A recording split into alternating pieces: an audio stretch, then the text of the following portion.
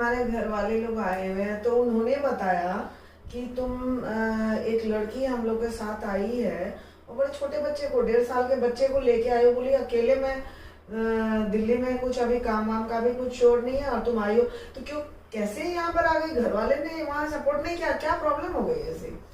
क्योंकि मेरे घर वाले में तो मेरे माँ बाप है नहीं और मेरा भाई है तो उसका तो अपना ही गुजारा जैसे तैसे हो पाता है। अच्छा, क्यों फैमिली में अर्निंग मेंबर नहीं है क्या? नहीं नहीं नहीं, वो मतलब मेरे बचपन में ही उनकी डेथ हो गई थी। अच्छा।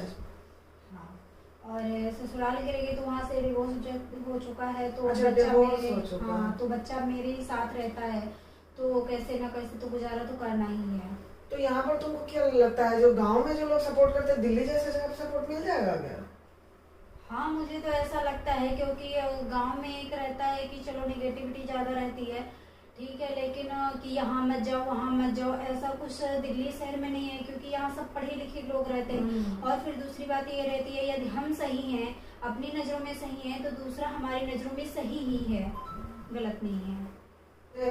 धर्म और आस्था से बहुत ज्यादा लगाव है तो अभी मैं धर्म पर एक छोटा सा सवाल पूछूंगी, अगर तुम कंसेप्ट क्लियर कर दो। बहुत सारे लोग अभी भ्रमित है, जो स्वामी हेमानंद जी जो है एडमिट है, लेकिन कई लोग उसको मार दिए हैं, कह रहे हैं वो तो मर गए हैं, कभी जनाजा निकालते हुए कभी कुछ भी।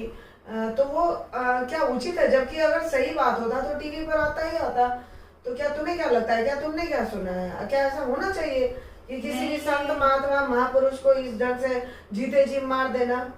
ये अनुचित है और ये गलत है। किसी भी संत महात्मा के प्रति हम ऐसे नहीं बोल सकते क्योंकि संत महात्मा ऐसी बात ही बोलते हैं, मुझे कुछ समय के लिए कड़वी लग सकती है लेकिन वो 100% सच होती है, ठीक है, और लोग कड़वा नहीं बर्दाश्त कर सकते, लेकिन जो इस टाइम चल रहा है, जो लोग कर रहे हैं, ये बिल्कुल गलत है। एक अध्यात्म से तुम भी जुड़े हो और बच्चा भी छोटा है, तुम्हें क्या लगता है जो तुम क्या अध्यात्म में चेंज कर सकती हो अपने इस बच्चे के साथ? पहले बच्चे का फ्यूचर देखोगी या फिर देश का फ्यूचर देखोगी कि अध्यात्म का फ्यूचर देखोगी? देखो, बच्चे के प्रति तो एक माँ का कर्तव्य रहता है कि बच्चे को देखना ही देखना है, लेकिन साथ में मैं देशवासियों को भी देख रही हूँ, ठीक है, और मेरे से जो हो पाएगा, ठीक है, मैं अपने वाणी के जरिए या बता के या अपने ये बात पहुंचा सकती हूँ कि वो अपना एक दूसरे पर ये इल्जाम मत लगाएं, क्योंकि फिर खासकर जैसे संत महात्मा, ठीक है, महाराज प्रेमानंद जी हैं, राधा नाम के सहारे आज तक जीते आए हैं, आज के लोगों ने उन्हें बातों ही बातों में उनको अस्पताल तक पहुंचा दिया है। नहीं, अस्पताल में तो है, उनका उम्र भी हुआ है, लेकिन ये उचित नहीं है। इससे क्या होता है, जो महात्मा हमें सच्चाई, धर्म, ज्ञान, सनातन का संदेश दे रहे हैं और उनके बारे में किसको नहीं पता है। जब ऐसे महात्माओं, ऐसे पहुंचे हुए महापुरुषों और संत महात्माओं के बारे में लोगों की ये धारणा हो रही है, 1 सेकंड में मार देते हैं, हॉस्पिटल पहुंचा देते हैं, बाकी महात्माओं का क्या होगा जो अभी चले हैं और देश और समाज के लिए एक आस्था का पैगाम देने चले हैं? तो हमारा ये मानना है कि बिना सोचे समझे कभी भी इस टाइप की बातें समाज में ना उछाले। खासकर उन यूट्यूबर्स के लिए मुझे बहुत खेद है और मैं चाहूंगी, सरकार से अपील करना चाहूंगी, ऐसे यूट्यूबर्स के प्रति जरूर कार्रवाई की जाए ताकि ये लोग गलत अफवाहें ना उड़ाएं। कभी बॉलीवुड के लोगों को मार देते हैं, कभी किसी का चेहरा, किसी का कुछ लगा देते हैं। अभी इतने बड़े हमारे महापुरुष का वो निकाल दिए जो अब ये नहीं रहे। तो इससे क्या होता है, सिस्टम में अस्थिरता आती है। लोग कैसे वो करेंगे? काफी सारे उनके अनुयायी हैं, सोचो जो उन पर क्या बीतेगी, जो है हमारे महात्मा जी के साथ ऐसे हो गया। तो अभी अगर जितनी आसानी से धर्म और आस्था को हम और समाज या जितने लोग हैं देश वाले इस चीज को आगे कर सकते हैं, जितनी अच्छी बातें पैगाम दे सके तो वो उतना ही अच्छा है।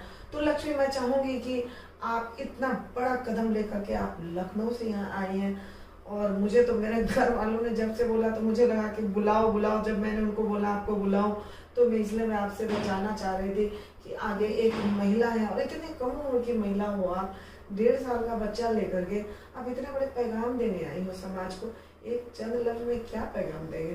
किस तरीके से हमारा समाज को, एक महिला को सम्मान मिल पाएगा? कैसे वो आगे बढ़ेगी आत्मरक्षा को बिल्कुल ही एकदम अपना चोला बना करके चलते हैं। क्योंकि महिला को यदि समाज में बुराई है तो उसके खिलाफ खुद ही लड़ना पड़ेगा। यदि वो ये सोचती है कि कोई लड़ने आएगा, उसका भाई आएगा, उसका बाप आएगा या उसका पति आएगा, कोई नहीं आता है, ठीक है, ये स्वार्थ की दुनिया है, ठीक है, तो उसको खुद के लिए खुद ही लड़ना पड़ेगा। और जिस तरह से हमारे देश में का ही पूजनीय है, माता ने अपने कार्तिकों का कैसे न कैसे पाया, कैसे न कैसे गणेश जी की रक्षा की, गणेश की रक्षा के लिए अपने पति से ही युद्ध के लिए तत्पर हो गई। तो हर स्त्री के अंदर संघर्ष की भावना होनी चाहिए कि वो संघर्ष करते हुए अपना कदम आगे बढ़ाए। कितनी अच्छी बात कही है। इतने कम उम्र की महिला कहें, लड़की कहें, जो अभी पढ़ने खेलने कूदने की उम्र में एक ये माँ बन गई और मातृत्व का एहसास इसके अंदर में इतना कूट कूट के भरा है कि उसको लेकर के ये देश और समाज के लिए एक चैलेंज दे रही है और इतना बड़ा पैगाम दे रही है कि महिला को संघर्षशील तो रहना ही चाहिए और सत्य के पद से कभी भी चीत नहीं होना चाहिए। जरूर ही सबका भला, हमारा बच्चे का तो भला होगा ही, देश और समाज का जरूर भला होगा। के बारे में जानना चाहते हो, आपने भी ये जो संत महात्माओं से संबंधित एक धर्म का चोला आपने भी पहना है, तो इसका क्या रीजन हो सकता है, क्या कारण है? अब मैं क्या कहूँ, मैंने पूरे चोले तो नहीं पहने हूँ, पूरा चोला साध्वी हूँ, मैं अभी आध्वी हूँ। कहने का मतलब मन से तो मैं साध्वी हूँ और हमें समाज को लेकर भी चलना, परिवार को भी लेकर चलना है। हमें एक महिला भी है, जैसे कि आपने कहा मैं संघर्षशील हूँ, बच्चों को लेकर के परिवार का भी भरण पोषण करना है। तो अगर पूर्ण चोले में आ गया तो महिला में आजकल महिला साध्वी को बिल्कुल आगे बढ़ने से हर तरफ से रोका जा रहा है। तो इसके लिए हमें बीच का रास्ता निकालना है, इसलिए मैं आध्वी बन के बीच का रास्ता निकालने के लिए निकल पड़ी हूँ। और निकालने के लिए मुझे कहीं खुदाई की जरूरत नहीं है, मैं लोगों से मिल के ही, हम महात्माओं से मिलेंगे, हम आम पब्लिक से मिलेंगे, हम सरकार के जितने हमारे नुमाइंदे हैं उनसे मिलेंगे। क्या चाहते हैं, किस टाइप से चाहते हैं। अब जो स्टार्टिंग में हमारा भारतवर्ष था और अब के भारतवर्ष में जमीन आसमान का फर्क है। पहले के जो हमारे महात्मा थे और आज के महात्मा में जमीन आसमान का फर्क है। पहले की प्रणाली, जीने की शैली कुछ और थी, अब कुछ और है। तो तालमेल होना, जो मैंने वॉच किया, जो मैंने महसूस किया है, बहुत मुश्किल हो रहा है। इसके वजह से लोग ना तो हमारे संत परिवार को पूरी तरह से समझ पा रहे हैं और ना संत परिवार पूर्ण रूपेण अभी के जनरेशन को समझा पा रहे हैं कि हमारा सत्य सनातन, अखंड सनातन, हमारे देश की रक्षा कैसे होनी चाहिए। यही संस्कृति, यही सनातन से सर्वांगीण विकास होगा इंसान का भी और देश और समाज का भी। तो मेरा ये मानना है कि मैं अभी आधे उसमें जो चल पड़ी हूँ, तो एक मिशन है हमारा कि हम बीच का रास्ता निकालें और बीच का रास्ता इतना आसान हो कि हर किसी के लिए मान्य हो। और आप देख रहे हैं माला, कहते हैं माला ये जरूरी नहीं, कई लोग इसको शौक से पहनते हैं। रुद्राक्ष, रुद्राक्ष की माला किस चीज का प्रतीक है? हमारे भोलेनाथ का, वही धारण करते थे। अब भोलेनाथ क्या है? शिव। शिव ही सत्य है। सत्य क्या है? शिव से बड़ा सत्य तो कुछ भी नहीं है। शिव ही सत्य है, सत्य ही शिव है, यही सबसे बड़ा सत्य है। तो अगर हम धारण किए, मीन्स हमें सच को आगे बढ़ाना है, लोगों को यह समझाना है कि सच्चाई पर टिके रहने से ही सब कुछ संभव है। झूठ का घड़ा ज्यादा दिन नहीं चल सकता है, वो फूटता ही है। सच के रास्ते में बेशक थोड़ी सी कठिनाइयां आती हैं, लेकिन बहुत अच्छा रिजल्ट दिखता है। तो मैं कहूंगी जरूरी नहीं है कि ये आप चोले ही पहन के, माला ही पहन करके सत्य की बात को आगे कीजिए। आप जैसे जिस हालात में हैं, जिस अवस्था में हैं, जिस जगह पे हैं, आप सच्चाई का प्रचार सिर्फ अपने जुबान, अपने विचारों के थ्रू जहां भी बैठे हैं कर सकते हैं। जरूरी नहीं है आप अभी फिलहाल चौलाई, जब तक आपको पूर्ण ज्ञान ना हो जाए। पूर्ण ज्ञान होने के बाद इंसान की इच्छा ही खत्म हो जाती है कि हमें बंगला चाहिए, गाड़ी चाहिए, घर चाहिए। तो एक ड्रेस कोड निर्धारित किया गया है महात्माओं का, हमारा जो पीला या लाल एक तरह का। तो इसलिए पहले लोग पहन लेते हैं, हाँ भाई अब मैं हो गया हूँ या हो गई हूँ, तो लोग डालते हैं। आप लोग भी डाल सकते हैं पहले, लेकिन मन से अगर आप संत नहीं है तो चोला धारण करने से कोई फायदा नहीं है। तो इसीलिए मेरा कहना है मन से पहले हो जाए, उसके बाद मर्जी आप बिल्कुल ही धारण कीजिए, बैठिए, लोगों को समझाइए, तभी तो हमारे धर्म का और आस्था का सही तरीके से प्रचार होगा। बस मेरा यही। अच्छा लगा कि आप संतों के प्रति और इस भगवा चोले के प्रति आप इतना है, क्योंकि यदि आपके मन में भगवा है तो फिर कपड़ा कोई भी मैं वो नहीं करता, कोई भी मायने नहीं रखता है।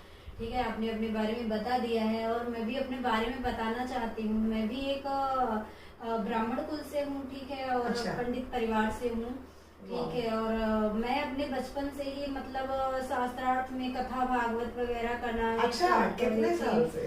ठीक है, मैं लगभग 16 साल की थी, तभी से मैंने स्टार्ट तो किया। क्या आपकी फैमिली में कोई थे?